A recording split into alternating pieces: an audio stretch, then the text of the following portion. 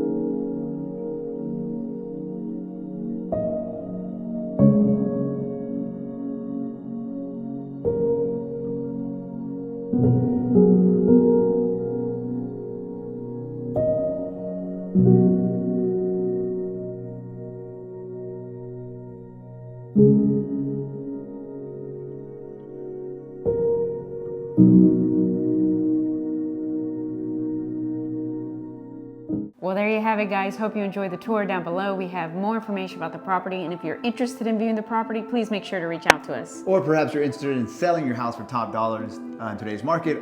Well, we can help you with all your buyer or seller needs. All you need to do is schedule a consultation call by clicking the link down below. Please like, comment, and subscribe. It really helps with the channel. And as always, remember to follow us on Instagram at Sergio and Sheila. Thank you so much for watching. See you guys next time.